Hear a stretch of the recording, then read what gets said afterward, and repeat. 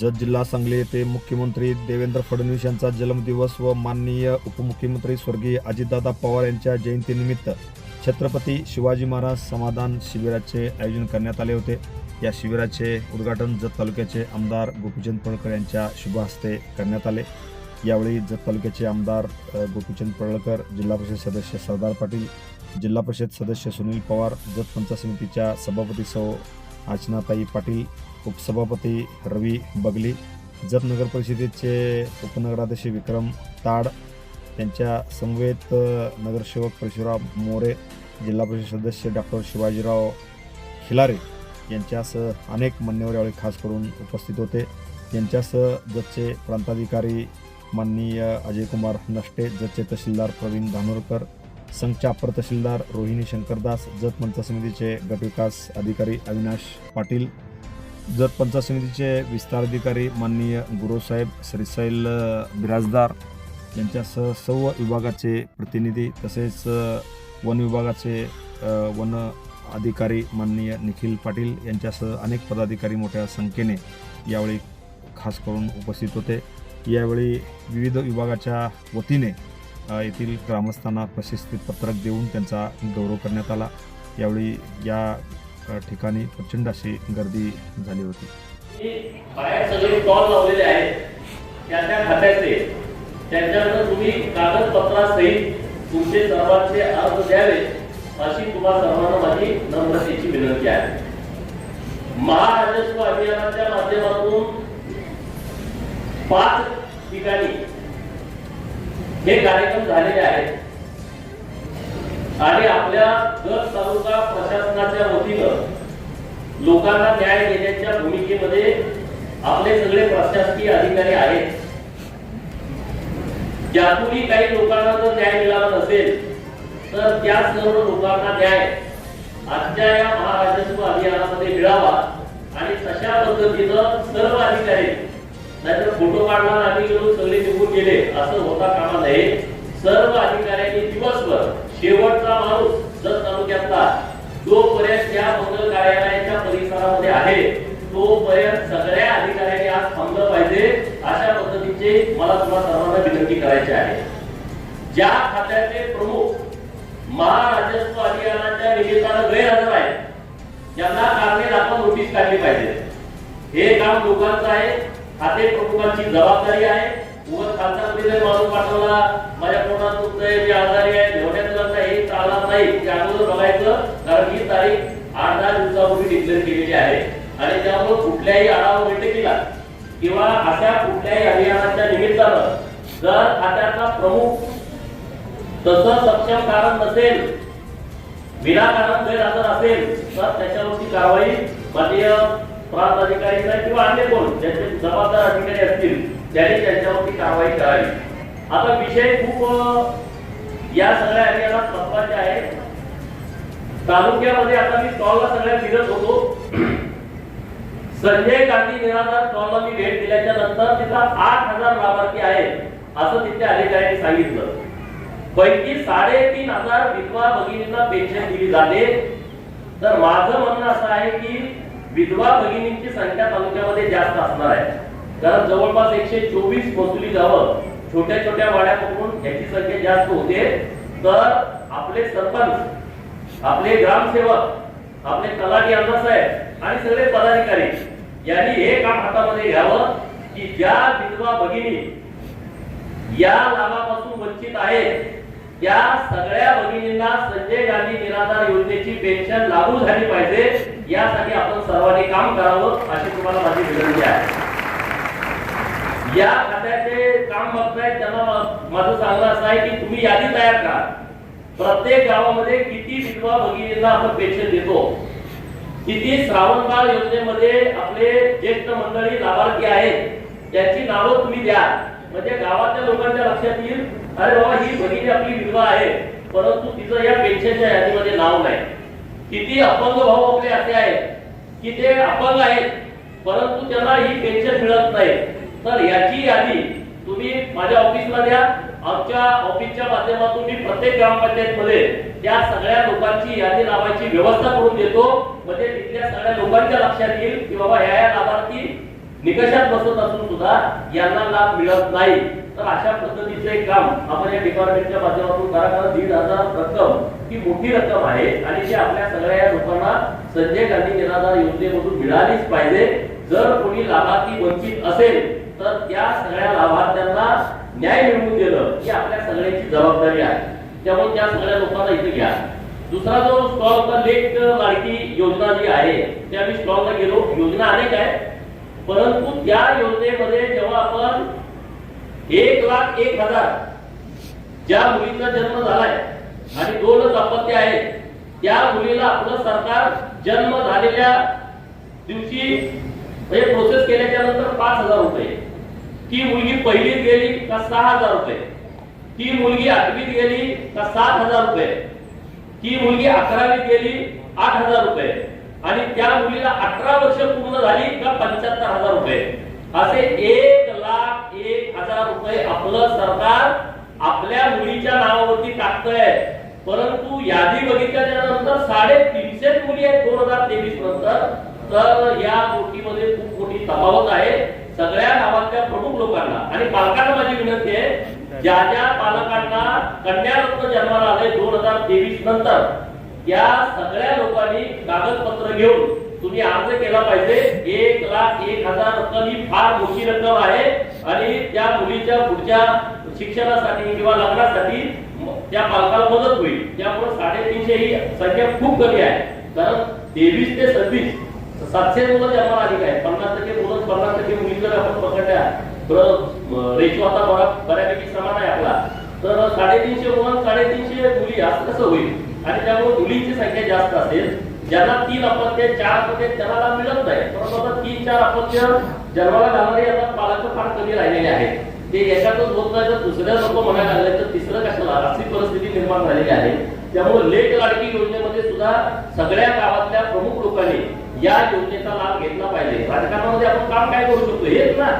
1,01,000 रुपये जर एका मुलीच्या नावावरती पडले आणि मग तिचं समजा 18 वर्षी पडले, अगोदर बाकीचे सगळे 26,000 रुपये आले, तिचं लग्न 23व्या 24व्या वर्षी आता होतंय, तर तिला चांगली मदत मिळू शकते. याच्यापेक्षा दुसरं आपलं कामच नाही ना. दुसरा महत्वाचा विषय यामध्ये आपण अतिक्रमण नियमानुसार करण्याचा निर्णय सरकारने घेतला. 2011 पूर्वी सरकारी जमिनीमध्ये जी घरं राहायला लोक आहेत, व्यावसायिक नाही, व्यावसायिक असेल तर तुम्हाला ते करता येत नाही, पण तुझी राहायला लोक आहेत त्यांना फक्त 3 लोकांना आपण लाभ देतोय. आणि म्हणून आपल्या व्हिडिओ साहेब असतील किंवा आपलं महसूल खाता असेल तर आपल्या तालुक्यामध्ये मी तिकोणीला बऱ्याच वेळा जातो, तिथं 20-25 घरं आहेत आपल्या सरकारी जागेमध्ये आहेत. 2011 पूर्वीची घरं आहेत. अनेक ठिकाणी गावागावामध्ये या सरकारी जागेमध्ये लोकांनी घरं बांधलेली आहेत आणि मग कुणीतरी नोटीस काढतं, त्यांना घरं काढून घ्या म्हणतं. गरीब लोक आहेत, त्यांना जमीन नाही, जागा नाही आणि मग अशा लोकांची घरं 3च कसं काय. तर या सगळ्याबाबत प्रांताधिकारी साहेब, तहसीलदार आणि बीडीओ साहेब यांनी अत्यंत कडक शब्दामध्ये खालच्या लोकांना सूचना द्याव्या. ज्यांची घरं सरकारी जागेमध्ये आहेत, 2011 पूर्वीची आहेत, त्यांच्याकडं काहीतरी पुरावा आहे, लाईट बिल आहे, घरपट्टी आहे, पाणीपट्टी आहे, त्याचा एक पुरावा दिल्याच्या नंतर त्यांची घरं त्यांच्या नावावरती केली जातील. जर पुढच्या महिन्यामध्ये तुमच्या अधिकाऱ्यांनी खालच्या जर याचा पाठपुरावा केला नाही तर तुम्ही त्यांच्यावरती कारवाई करा. ते कशासाठी आहे तिथं सरकारनं निर्णय केला गरीब लोकांसाठी, तर तुम्ही त्या लोकांना स्ट्रिक्टली सूचना द्याव्या. आता दुसरा विषय आहे गोपीनाथ मुंडे अपघात विमा योजना. आणि आपल्या अधिकाऱ्यांनी व्यवस्थितपणे आपल्या घरातला करता माणूस जेव्हा अपघातानं मृत्यू होतो त्या घरावरती दुःखाचा डोंगर कोसळतो, घरामधला एखादा करता माणूस गेल्याच्या नंतर ती आपली विधवा भगिनी मुलाबाळांना घेऊन पुढं कसं आयुष्य जगायचं अशा विवंचनेमध्ये असते.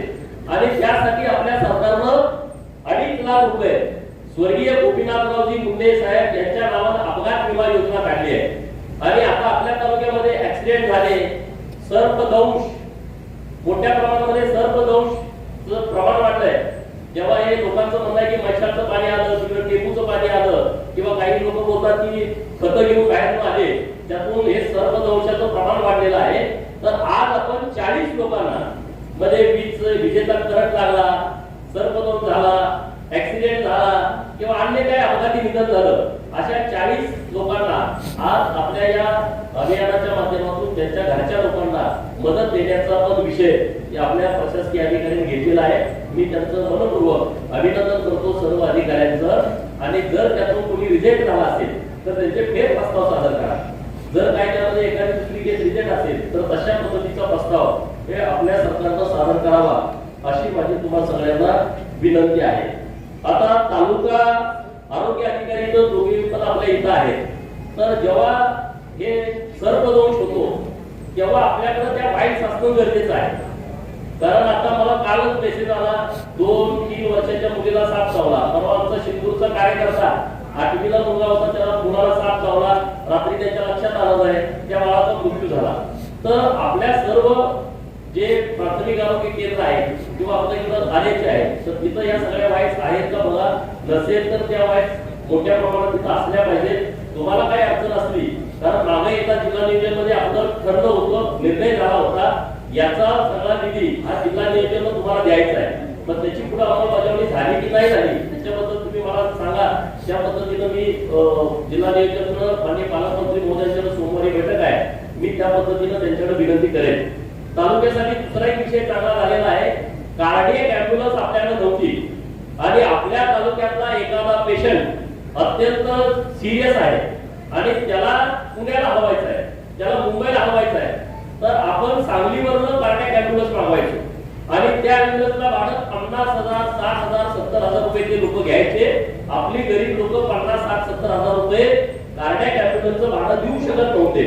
आणि म्हणून जिल्हा नियोजन सांगली यांच्याकडून आपण जवळपास 55 लाख रुपये किमतीची कार्डियक ॲम्ब्युलन्स आपल्या तालुक्यासाठी उपलब्ध केलेली आहे. राज्याचे मुख्यमंत्री देवाभाऊ यांच्या वाढदिवसाच्या निमित्तानं स्वतः माननीय मुख्यमंत्री महोदय यांच्या शुभ हस्ते आणि आपल्या पाटील मॅडम तिथं होत्या. पंढरपूरमध्ये त्या गाडीचा लोकार्पण सोहळा झाला. आता ती गाडी आपल्या सेवेमध्ये इथं उपलब्ध आहे. प्राथमिक आरोग्य केंद्रामध्ये जर कुठं ॲम्ब्युलन्स नसतील त्याचा आढावा सगळा घ्या. तुमच्याकडे जर सरकारकडे पैसे नसतील आणि तुमच्याकडे ॲम्ब्युलन्स नाही तर माझ्या आमदार फंडातून मी ॲम्ब्युलन्स द्यायला तयार आहे. कारण आपल्या तालुक्याच्या लोकांची गैरसोय होता कामा नये. आपल्याला दवाखाने इथं जवळ नाही, त्यासाठी तशी काही जर व्यवस्था लागली तर तुम्ही मला सांगावं. आज हे महाराजस्व अभियान कशासाठी आहे? तुमच्या वाटेच्या तक्रारी खूप आहेत तालुक्यामध्ये. माझी तुम्हाला विनंती आहे हात जोडून, इतके वाद आहेत तुमचे, इतके वाद आहेत, भावाविरुद्ध भाऊ, चुलत्याविरुद्ध चुलत्या, भावकीविरुद्ध भावकी. ग्रामपंचायती निवडणूक झाली लगेच टाका काट्या, ग्रामपंचायती निवडणूक झाली लगेच देशी लावा, पाठ बंद, लग्नाला जायचं नाही, इकडे यायचं नाही, आमदारकीची निवडणूक झाली, जिल्हा परिषदेची निवडणूक झाली. माझी तुम्हाला हात जोडून विनंती आहे, आता आपल्याला पाणी 60 गावामध्ये आलंय. राहिलेल्या 65 गावामध्ये पाणी येण्याच्या उंबरड्यावरती आहे. कारण आता जी मुख्य आपली लाईन आहे 90% काम त्याचं पूर्ण झालंय. पंप हाऊसची कामं जोरात सुरू आहे. आता तुम्हाला राहिलेल्या 65 गावामध्ये पण पाणी येणार आहे. आपल्याकडे जमीन जास्त आहे, 2,82,000 हेक्टर क्षेत्र आपल्या तालुक्याला आहे. आणि मग जेव्हा आपला तालुका बागायती होईल, आपल्या तालुक्यामध्ये सगळीकडे पाणी फिरेल, तेव्हा सगळ्यांची अडचण वाटतेची अडचण होणार आहे. आणि आता मागं मी जेव्हा 3-4-5 महिन्यापूर्वी आढावा घेतला तहसीलदार साहेबांच्याकडं, प्रांत साहेबांच्याकडं, तेव्हा ते म्हणले 80 केसेस सुरू आहे. आता मी परत आज सकाळी विचारलं, ते म्हणले 80 केसेस सुरू आहे म्हणजे मागच्या 80 केसेस निकाली काढल्या, नव्या 80 केसेस दाखल झाल्या. मला करणार काय सांगा? आणि म्हणून सरकारनं आपला निर्णय घेतला, भावाविरुद्ध भाव सारखं वाढतायला सरकारनं असा निर्णय करून टाकला, तुमच्या 7 वाऱ्यावरती डायरेक्ट वाटेची नोंदच करून टाकायची. इकडे 10 फूट, इकडे 10 फूट, इकडे 6 फूट, इकडे 6 फूट, इकडे 12 फूट, इकडे 12 फूट. तुमचं जे ठरत ते ठरत, परत तुम्ही त्या भानगडीत पडणार नाही. वकिलाला पैसे द्या, तहसीलदारांच्याकडे केस झाली, परत प्रांताकडे प्रांत साहेबांच्याकडे केस, निकाल झाला लगेच ऍडिशनल कलेक्टर, तिथं झालं लगेच पुणे आयुक्त, तिथं झालं लगेच मुंबई. म्हणजे आपला आयुष्यच आहे त्यामध्ये. तर हे करू नका. आता आपण तालुक्यामध्ये जवळपास पहिल्या टप्प्यामध्ये 100 किलोमीटर, दुसऱ्या टप्प्यामध्ये 150 किलोमीटर, आता 100 किलोमीटर बळीराजा पालकमधून, म्हणजे 150 हे 100 आणि पहिले 100 जवळपास 350 किलोमीटर. आणि या महिन्याच्या शेवटच्या आठवड्यामध्ये परत 200 किलोमीटर, म्हणजे 550 किलोमीटर पाणंद रस्ते आपल्या जत तालुक्यासाठी आम्ही मंजूर करतोय. 550 किलोमीटर हे पहिल्यांदा घडतंय तालुक्यामध्ये. मी गावागावात जेव्हा जातो लोकांमध्ये जाऊन आमच्या वस्तीला जायला वाट नाही, आमच्या वस्तीला जायला पूल नाही. 450 वस्त्या असे आहेत आपल्या इथं की तिथं आता जायला पूल नाही. मी तुमच्याशी बोलत असताना आणि इकडं कुठलाही आता आपल्याला निधी देता येत नाहीये 450 वस्त्यांना पूल बांधायला. त्याचा आम्ही सगळा सर्वे केला, सगळ्या अधिकाऱ्यांना वस्त्यावरती पाठवले. 200 कोटी रुपये लागत आहेत. किती? 200 कोटी रुपये. पण मी तुम्हाला शब्द देतोय, मी टप्प्याटप्प्यानं आपल्या तालुक्यातल्या सगळ्या वस्त्यांना जाणारे रस्ते हे पूल बांधून व्यवस्थितपणे करण्यासाठीचा प्रयत्न करतोय. आणि पहिल्या टप्प्यामध्ये काहीतरी रक्कम मोठी आपल्याला आपल्या तालुक्याला मिळेल अशा पद्धतीचा आमचा प्रयत्न सुरू आहे. एका दिवसात काम होणार नाही. 450 पुलं कशी बांधणार सांगा? एका पुलाला 20 लाखापासून 1 कोटी पर्यंत एस्टिमेट झालाय. तुम्ही मला भेटता, पुलाला पैसे द्या. मला आमदार पण 5 कोटी रुपये आहे. मी सगळ्यांना देतोय व्यवस्थितपणे. 1 रुपया तरी चुकीचा कुठं वाटप करत नाहीये. राज्य सरकारकडून प्रत्येक वेळेच्या निधीमध्ये आपण एक्स्ट्रा पैसे आणतोय. इतर आमदारांना समजा 5 कोटी मिळाले तर मी 10 कोटी रुपये आणलेले आहेत. तुम्ही सगळ्यांनी बघितलंय. त्यामुळं हे जे सगळ्या वस्त्या आहेत, बातम्या येत आहेत. आता पाऊस पडणार नाही म्हणून बातम्या आल्या नाहीत. नाहीतर मुलं शाळेत जाताना त्यांचे फोटो पेपर राहतात. मुलं शाळेत चिखलातून जाताना युट्यूब वरती जे आपले चॅनल मित्रांचे त्याच्यावरती बातम्या येतात. परंतु हे काम करण्यासाठी 2 पर्याय आम्ही निवडलेले आहेत. एक आपत्कालीन विभाग आणि दुसरा जलसंपदा खात्याचं म्हैसाळ योजनेचं पाणी ज्या ओढापात्रातून जात आहे. म्हैसाळचे अधिकारी कुणी आले असतील तर त्यांना सांगायचं आम्हाला तुम्ही ते पूल बांधून द्यायचं आम्हाला. जिथून पाणी म्हैसाळचं जाते तिथं आणि तिथं जिथं साईड पूल कम बनणार आहे करा आम्हाला चांगला आहे. खाली तुम्ही पाणी आणला वरून आमच्या लोकांना वाट द्या. तर असे 2 पर्याय घेऊन आम्ही अशा पद्धतीचं नियोजन केलेलं आहे. आता तालुक्यात सगळ्यात मोठी अडचण आहे संध्याकाळी 6 ते 10 लाईट जाते. संध्याकाळी 6 ते 10 लाईट जाते. ती कुठं जाते? वस्त्यावरती जाते. म्हणजे नीट विषय समजून घ्या. कारण मराठवाड्यात वस्त्या नाहीत, विदर्भात वस्त्या नाहीत, अडचण ही पश्चिम महाराष्ट्रातली आहे. सरकारचं म्हणणं आहे आम्ही दिवसा तुम्हाला लाईट देतोय, मग रात्री कशासाठी पाहिजे? पण सरकारला मी हे सांगू इच्छितोय आम्हाला रात्री लाईट यासाठी पाहिजे कारण आम्ही रानातच राहतो. म्हणजे आमच्या शेतातच आमची घर आहे पश्चिम महाराष्ट्रामध्ये. कुठं 5 किलोमीटर आत जावं रस्त्यापासून तिथं घर आहे आणि त्यामुळे आमच्या लोकांच्या अडचणी आहेत. अशा 750 ठिकाणी आम्हाला या वस्त्या गावठाणाशी जोडायच्या आहेत आणि म्हणून त्याचं प्लॅनिंग केलेलं आहे. तुम्ही आता संध्याकाळी मला शिवाय देत असाल, चहा पिताना, स्वयंपाक करताना, मालिका ज्यांची कुठली ते मला शिव्या देत असतील, विद्यार्थी अभ्यास करताना ते शिव्या देत असतील. पण माझ्या हातातला विषय नाही. पण मी प्रयत्न करतोय या वस्त्या गावठाणाशी जोडून घ्यायच्या. म्हणजे परत कधीच तुमची लाईट जाणार नाही अशी व्यवस्था करून द्यायची आहे. MSEB खात्याची आमचं व्यवस्थितपणे बोलणं झालंय. त्याचं व्यवस्थितपणे नियोजन केलंय. काय काय अधिकारी जरा घाबरतात एवढं कसं करायचं. अरे करा ना. तालुक्यामध्ये बॅकलॉगच एवढा आहे. मागच्या 2 महिन्यामध्ये जवळपास 150 ट्रान्सफॉर्मर मी आणले मुंबईतून. माननीय मुख्यमंत्री महोदयांना भेटून त्यांना सांगून एक ट्रान्सफॉर्मर मिळाला तुम्हाला वर्ष 2-2 वर्ष जात होतं. लोकांना माझ्या मुख्य काय तुम्हाला 8 दिवस झालं सांगून देतो बाबा. 8 दिवस सुद्धा आता लोकांना लेट वाटतंय कारण त्याला माहिती हा काम करतोय. मी माननीय मुख्यमंत्री महोदयांना 2 वेळा भेटतो. लोकेश चंद्रा साहेब जे मुख्य आहेत, आपले मुख्य सचिव पण आहेत आणि MSEB खात्याचे ते प्रमुख पण आहेत. त्यांना विनंती केली आहे जेवढे 750 ट्रान्सफॉर्मर लागणार आहेत ते मी ट्रान्सफॉर्मर तुम्हाला पुढच्या 1-2 महिन्यामध्ये. आता MSEB वाले ट्रान्सफॉर्मर दिले तर त्यांना बसवायचं होईल. त्यांना तर ट्रान्सफॉर्मर उपलब्ध करून दिले, बसून टाका, यादी द्या. त्यामुळं तालुक्यातलं हे जे सगळं MSEBचा जो विषय सगळ्यात मोठा प्रॉब्लेम आहे तो प्रॉब्लेम आपण पुढच्या काही महिन्यामध्ये सोडवून घेऊ जेणेकरून तुम्हाला त्रास होणार नाही अशी व्यवस्था आपण या माध्यमातून करून घेऊ. बाकीचा जो विषय आहे आता आपण उमदी ते जत हा जो रस्ता आहे वाहनाची जास्त वर्दळ आहे. गाडी आता पास पण करता येते इतकी वाहनं आहेत आणि म्हणून राज्याचे मुख्यमंत्री महोदय माननीय देवाभाऊ आणि या खात्याचे मंत्री माननीय शिवेंद्र राजे भोसले महाराज यांच्यासाठी जोरदार टाळ्या वाजवा. टाळ्या यासाठी वाजवा म्हटलं की 502 कोटी रुपये त्यांनी आपल्या एका रस्त्याला मंजूर करून दिलेले आहेत. आपल्या सांगली जिल्ह्यामध्ये सगळ्यात मोठा रस्ता आज जतला मिळालेला आहे 502 कोटी रुपयाचा आणि त्यातून आपण आता ते काम आपलं होईल. बाकीचे राहिलेले रस्ते मुख्यमंत्री सडक योजनेमध्ये आता 25 किलोमीटरची लांबी आपल्याला मिळालेली आहे.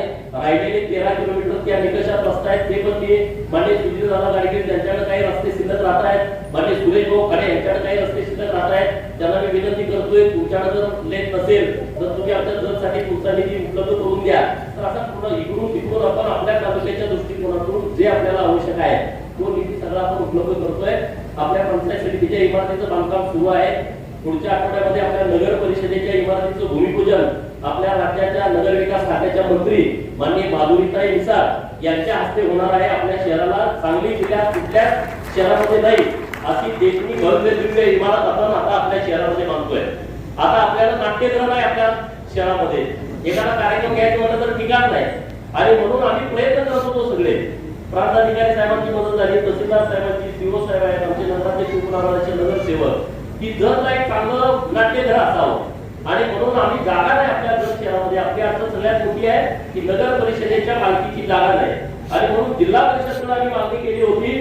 सरदार पाटीलांनी इथं जे बसलेले जिल्हा परिषदेचे सदस्य आहेत त्यांचं अभिनंदन करा. त्यांनी मागच्या जीबी मध्ये बरोबर मागच्या सर्वसाधारण सभेमध्ये त्यांनी जिल्हा परिषदच्या मीटिंग मध्ये ठराव मांडला की जतला नाट्यगृह करण्यासाठी आम्हाला जागा नाही, बचत भवन जे आहे ती बचत भवनची जागा नाट्यगृहासाठी तुम्ही द्या आणि त्या मीटिंगनं आपल्या बाजूने ठराव केलेला आहे. आता पुढचं काम आमचं आहे 20 कोटी रुपये आम्हाला नाट्यगृह बांधण्यासाठी लागणार आहे. तर तो निधी आम्ही सरकारच्या माध्यमातून उपलब्ध करून घेतोय. म्हणजे जत शहर पूर्णपणे आपल्याला बदलायचं आहे. माननीय जयकुमार गोरे भाऊंना परवा भेटलो आणि त्यांना विनंती केली जत तहसीलच्या समोर जी आपली जिल्हा परिषदेची जागा आहे एक तर तुम्ही मला नसेल तर तुम्ही आम्हाला नगर परिषदेला द्या. तर माननीय ग्रामविकास मंत्री महोदयांनी सांगितलं की जर शहरामध्ये जेवढ्या जागा या जिल्हा परिषदेच्या मालकीच्या आहेत त्या सगळ्या जागांमध्ये एक मोठं व्यापारी संकुल बांधण्यासाठी ग्रामविकास खातं निर्णय घेत आहे. त्यामुळे नगर परिषदेचा लोड कमी होतोय. जर शहराचा पूर्ण चेहरा बदल जी पुढे पोकी वगैरे टाकून आपली गरीब लोक तिथं व्यवसाय करतायत त्या सगळ्या लोकांना एक चांगलं व्यापारी संकुल जर महसूल कार्यालयाच्या पुढं महसूल भवनच्या पुढं प्रशासकीय भवनच्या पुढं आपण ते करून घेतोय. आता विषय राहिला आरटीओ कार्यालयाचा 15 कोटी रुपये नितीन गडकरी साहेबांनी दिलेले आहे. त्याचं भूमिपूजन आता पुढच्या या नगर परिषदेच्या भूमिपूजनाच्या दिवशीच आपण तिकडे 10 एकर जागा प्रांत साहेब तहसीलदार साहेब आणि जिल्हाधिकारी सांगली यांनी आरटीओ कार्यालयासाठी दिलेली आहे. तर आपण पुढच्या त्या भूमिपूजनामध्ये आपला आरटीओ कार्यालय पण होऊन जाईल. आता एसटीची मागणी खूप लोकांची आहे. जिल्ह्यावर फोन येतो आमच्या गावाला एसटी नाही आहे, जाणार आम्हाला एक एसटी वाढवा. आपल्याकडची लोक म्हणतात आमच्या अजून एसटी चालूच नाही. अनेक गावातून लोकांची सोनगी सारखं गाव आहे अजून एसटी तिकडे गेलेलं आहे आणि मग डेपो मॅनेजरला आम्ही फोन केला तर एसटीची संख्या कमी आहे आणि राज्याचं धोरण ठरलं की प्रत्येक एसटी डेपोला 5 एसट्या द्यायच्या. मी नाही म्हटलं असं करू नका. आता जिल्ह्यात सगळ्या डेपोला 5-5 एसट्या आहेत एवढं नाही. जर अख्ख्या विधानसभा मतदारसंघाला एकच एसटी डेपो आहे आणि त्यामुळे मला देताना तुम्ही दुसरीकडे 5 दिल्या इकडे 10 द्या, इकडे 10 दिल्या की आम्हाला 20 द्या आणि सरकारनं आमचं म्हणणं ऐकलं. आज 10 एसट्या या आपल्यासाठी जतसाठी आलेल्या आहेत. 10 एसट्या आपल्यासाठी आले. आता मी त्याला विनंती केली की ज्या गावामध्ये एसट्या नाही त्याला देऊन टाका. याच्यावर मी थांबत नाही. मुंबईला आम्ही नवीन एसटी डेपो मंजूर करतोय आणि तेव्हा मग 5-50 तर एका दिवशी येतील एसटी डेपो चालू आहे. आपला सगळा प्रश्न मिटून जाईल. म्हणजे आम्ही नुसतं मलमपट्टी करत नाही. एखादा जो आपल्या तालुक्याचा प्रश्न आहे डॉक्टर राणी साहेब आमचे मित्र असल्यामुळे डायरेक्ट आम्ही ऑपरेशनच करतोय. पूर्ण त्याचा निकाल करून टाकतोय. 2 एसटी डेपो जर झाले आपल्या तालुक्यामध्ये पूर्व भागातल्या लोकांच्यासाठी तिकडची सोय होईल, इकडच्या पश्चिम भागातल्या लोकांच्यासाठी या डेपोची सोय होईल. आता दुसरा विषय राहिला आपलं एसटी स्टँड बसून नाही. तुम्ही तिथं जाऊन बसता तिथं सगळा चिखल आहे घाणे घाण आहे. मग त्याशिवाय मलाही देत असाल डेपो मॅनेजर पण देत असाल तर आता आम्ही सीओ साहेबांना विचारा जे तुमची इथं आपल्या सोनमगड चौकामध्ये एसटी डेपोची जागा आहे अनेक वर्षापासून पडून आहे. केसेस सुरू होत्या, भानगडी सुरू होत्या, नावावरती होत नव्हतं. हे नाव करायला गेले मी एसटी वाले बोलून घेतले 2-3 वेळा. हे नाव करायला गेले होते म्हणजे 3 कोटी रुपये भरा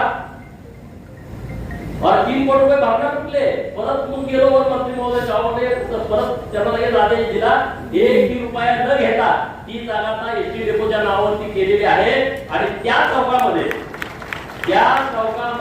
जिल्ह्यात नसेल असं भव्य दिव्य देखणं एसटी स्टँड आणि डेपो आपण जत मध्ये उभा करतोय. त्याची पण प्रोसेस सुरू आहे. हे तुम्हाला माहिती असू द्या, तुम्ही मला चाललंय काय, मी काय करतोय तुम्हाला सांगितलं पाहिजे. तुम्ही तर मला कशाला परत सापडताय. आज तुम्ही तुमच्या कामाच्या निमित्तानं आलाय, तर मी माझा स्वार्थ थोडा साधून घेणार, बरोबर की नाही सांगा. त्यामुळे हे सगळी कामं आता आम्ही मागे लावून आणलेली आहे. तुम्ही चिंता करू नका, जर तालुक्याला काही कमी पडणार नाही. निधी मी तुम्हाला शब्द दिलाय 2029 पर्यंत जतचा बॅकलॉग भरून काढल्याशिवाय हा गोपीचंद पडळकर शांत बसणार नाही. आता जिल्ह्यातले मातबर लोक जतला काय आले बघा, मग ते म्हणजे आम्हाला जत सारखं द्या की, जतला नगर परिषद दिली आम्हाला द्या, जतला 502 कोटीचा रस्ता दिला आम्हाला द्या. म्हणजे जे जतला होतंय ते इकडे द्या म्हणताय. जतला नाट्यगृहाचा प्रस्ताव आलाय आम्हाला पण नाट्यगृह द्या. जतला प्राणी संग्रहालय मंजूर व्हायला लागले आम्हाला द्या. आता तुम्हाला मिळत नाही, जिल्ह्यात एकच मिळतंय ते जतलाच मिळणार 110 एकरामध्ये. 110 एकरामध्ये ते आपले साहेब आहेत बघा, ह्या खात्याचे साहेब आहेत, त्यांना विचारायला विरोधक लोकांना हे काहीच सांगतात, काहीतरी आम्ही सांगत नाही. आम्हाला अभिमान आहे या गोष्टीचा की यांनी सगळ्यांनी फॉरेस्टच्या विभागाने खूप आम्हाला मदत केली. आणि आपला प्रस्ताव बघून नागपूरमध्ये प्रस्ताव गेल्याच्या नंतर जेव्हा माननीय मंत्री महोदय गणेश नाईक साहेबांच्या समोर प्रेझेंटेशन दिलं जतचं की हे प्राणी संग्रहालय आम्ही जतमध्ये करतोय 110 एकरामध्ये, माननीय मंत्री महोदयांनी राज्याचा निर्णय करून टाकला की जत सारखं प्रत्येक जिल्ह्याला एक प्राणी संग्रहालय असलं पाहिजे, निर्णय करून टाकला जतच्या प्रस्तावावर. पण जतचा प्रस्ताव वेगळा 110 एकरात आहे, तर जिल्ह्याला इतर ठिकाणी 25 एकराचे आकडे टाकले. 10 एकर मध्ये ते प्राणी संग्रहालय होणार. त्यामुळे हे प्राणी संग्रहालयाचं पण आता सीसीएम मॅडम येऊन गेल्या, परवा तुम्ही फोटो बघितला असेल, 5 जिल्ह्याच्या प्रमुख अधिकारी त्या इकडे व्हिजिटला आल्या होत्या, त्यांना रिपोर्ट करायचा होता, तो रिपोर्ट केलाय. आता नागपूर मधून हे प्रकरण दिल्लीला जात आहे. पुढच्या 2 महिन्यामध्ये आम्ही काही करून पाठपुरावा करून ते मंजूर करून आणण्याचा आम्ही प्रयत्न करतोय. म्हणजे जतसाठी ते खूप महत्वाचं आहे. आणि दुसरा एक विषय बोलतो आणि ते सांगतो, मी जेव्हा या तालुक्यामध्ये फिरलो तेव्हा सगळे मंदिरांची संख्या बघितली, मंदिरांच्या यात्राची पद्धत बघितली. प्रत्येक गावामध्ये ग्रामदैवत असलं तरी आपल्या जत तालुक्यामध्ये ज्या सेवाभावानं देवाची पूजा केली जाते, पहाटे 5 वाजता, पहाटे 3 वाजता, पहाटे 4 वाजता, संध्याकाळची आरती, सकाळची आरती, आणि इतके कडक सगळे नियम पाळले जातात आपल्या इथं. 40 मंदिर अशी निघाली की जिथं 1 लाखापासून 10 लाखापर्यंत भाविक येतात. आणि म्हणून मी सरकारला मागणी केली होती, आमचा तालुका दुष्काळी तालुका नाहीये. आमच्या तालुक्याला सातत्यानं तुम्ही हिनवताय सगळे, दुष्काळी जत आहे, दुष्काळी जत आहे, दुष्काळी जत नाही. ही प्रभू रामचंद्राच्या सहवासामधली भूमी आहे, देवभूमी जत आहे. आणि सरकारनं मी तशी मागणी केली, आमच्या जतचं नाव देवभूमी जत असं करावं. आनंदाची बाब अशी आहे की आता तो कॅबिनेटकडे प्रस्ताव जातोय. येणाऱ्या कुठल्याही कॅबिनेट मध्ये जतचं नाव हे देवभूमी जत होणार आहे. आणि तशा पद्धतीचं नियोजन आम्ही करतोय. दुसरा, आम्ही आता 40 मंदिराचा एकत्रित आराखडा पत्रकार मित्र आहे. आम्ही राज्य सरकारकडून 8 मंदिरांना 5-5 कोटी रुपये मंजूर केलेले आहेत. तीर्थक्षेत्र ब मध्ये पुण्यश्लोक काही देवी होळकर तीर्थस्थान विकास योजनेमधून कालच आपल्या खलाटीचा तीर्थक्षेत्र ब चा प्रस्ताव राज्य सरकारनं मंजूर केला की तुमच्याकडे पत्र आला असेल. तर आता सगळी मंदिरं आम्ही कशी करणार? 5 मंदिरं फॉरेस्ट मध्ये आहे. फॉरेस्ट मध्ये राज्य सरकार केंद्र सरकार पैसे खर्च करू शकत नाही. आणि म्हणून आम्ही फॉरेस्ट विभागाच्या माध्यमातून आमच्या आंबामाता मंदिर जत, संघतीर्थ वळसंग, मातारबा उर्फ खंडोबा मंदिर कुलाळवाडी, मरगुबाई मंदिर मोठेवाडी असं ही टूर पालं आणि गिरगावचं लक्ष्मी मातेचं मंदिर, ही 5 मंदिरं फॉरेस्टच्या जागी घेत आहे. 8 कोटी रुपयाचे असे 5 मंदिराचे प्रस्ताव आम्ही नवीन तयार केलेले आहेत. या सगळ्या 5 मंदिराचा विषय आम्ही फॉरेस्ट विभागाकडून करून घेतोय. कुठली अडचण येणार नाही. या मंदिरांना आम्ही 5-5 कोटी रुपये देतोय, ते ग्रामविकास मधून देतोय. 8 आणि 5 13 झाली. राहिलेल्या सगळ्या मंदिरांचा एक प्रस्ताव तयार करायला लागलोय. त्याच्यासाठी एजन्सी अपॉइंट केलेली आहे आणि तो प्रस्ताव आम्ही केंद्राकडे पाठवतोय. प्रसादालय म्हणून एक नावाची योजना केंद्र सरकारची आहे. त्यामध्ये दानम्मा देवी गुड्डापूर 50 कोटी रुपयाचा वेगळा आराखडा आणि बाकीच्या राहिलेल्या मंदिरांचा एकत्रितपणे आराखडा तो 200 कोटीचा होईल, 300 कोटीचा होईल, 150 कोटीचा, जे तिथं गरजेचं आहे ते असा एक आराखडा तयार करून आम्ही केंद्राकडे पाठवतोय आणि 1 लाख टक्के आम्ही केंद्राकडून ते पैसे मिळवतोय. असा एक प्रयत्न आमचा सुरू आहे. तर हे सगळे विषय तुम्हाला माहित असू द्या. अधिकाऱ्यांना माझी विनंती आहे गरीब लोकांना तुम्ही त्रास देऊ नका. आधी जत तालुक्यातील लोक वैतागून गेले, गरीब न वैतागले, निसर्गानं काय अन्याय केलेला आहे. त्यामुळं आपल्या कार्यालयाकडे जो माणूस येतो त्या माणसाचं काम विना हेलपाटा, बिना तक्रार आणि बिना कुणी पैसे न मागता झालं पाहिजे, अशी माझी तुम्हाला सगळ्यांना विनंती आहे. कुणाला त्रास देऊ नका. तुम्ही आता वरच्या अधिकाऱ्यांनी सांगितलं सगळ्यांना, तू खालची काय काय लोक कोळसा आहे ते लोकांना तगवतात, उद्या या परवा या असं करू नका. जेव्हा एखादा माणूस उंदीचा इकडे येतो, एखादा माणूस कोणत्या मोलाचा इकडे येतो, एखादा माणूस तिकडचा माणिकनाळचा माणूस एवढ्या लांब येतो, तेव्हा जाणं येणं त्याला होत नाही. त्याला हेलपाटा घालायला लावू नका, त्याला तुम्ही अजिबात त्रास देऊ नका. ज्यांचं काम जाग्यावरती होईल, ज्याला मदत होईल अशा पद्धतीचं काम करा. कारण सगळी कामं जास्त महसूलकडे आहे आणि महसूलला दोन माणसं महत्वाचे आहेत, एक तलाठी, दुसरा कारकून. कारकूनची व्याख्या मी मागे सांगितली, तलाठीची व्याख्या मी आज सांगतोय. तलाठी म्हणजे त म्हणजे तक्रार, ला म्हणजे लादण्याचं आणि ठी म्हणजे ठिकाण. तक्रार लादण्याचं ठिकाण म्हणजे तलाठी. भावात खरेदी केली, दुसरा होतो माझी तक्रार आहे, ह्याची नोंद करून घेऊ नका. एखादं पहिली घराचं वाटलं नोंद करायला नाही, तू माझा भाव नाही, त्याची आई दुसरी आहे, माझ्या मनात दोन बायका होत्या, तक्रार लादण्याचं ठिकाण. जे काय येते ते तलाठ्यानेच येते. तलाठ्यांना माझी हात जोडून विनंती आहे, तुम्ही अत्यंत मानवीय व्यक्तिमत्व आहात आणि जर तालुक्यातल्या सगळ्या लोकांना, जे लोक काही अडाणी आहेत, शिक्षित नाहीत, त्या लोकांना जेव्हा तक्रार तुमच्याकडे घेऊन येत आहेत तेव्हा तुम्ही त्यांना जरा समजावून सांगून त्याची तक्रार होणार नाही अशा पद्धतीची त्यांना जरा मार्गदर्शन करा. आणि गावागावातले, भावाभावातले तिथले वाद जर तिथं मिटवले तर बऱ्यापैकी विषय आपले सगळे मार्गी लागू शकतात. आता आपल्या प्रशासनानं रस्त्याच्या बद्दल खूप काम सांगितलेलं, जोरदार टाळ्या यांचं सगळ्यांचं अभिनंदन करूया. अनेक रस्ते आपण आता उतार्यावरती घेतलेले आहेत, अनेक रस्त्यांची मोजणी सुरू आहे. इथं आता देवकारे साहेब आहेत, कुठं बसले तर मला दिसत नाही, परंतु आता बळीराजा पाण्यामध्ये 100 किलोमीटर रस्ते करायचे. तुम्ही रस्ते आम्हाला 10 मोजून दिले, रस्ते करणार कसे? जर तुम्ही रस्ते मोजून नाही दिले तर आम्हाला वर्क ऑर्डर देता येत नाही ग्रामसाहेबांना आणि मग रस्ता आम्ही करू शकणार नाही. आणि म्हणून तात्काळ म्हणजे कलेक्टर साहेबांना मी तुमचा परवा फोन झाल्यानंतर बोललो, एक तर ते माणूस देतील, नसेल तर आपण माणूस देऊ.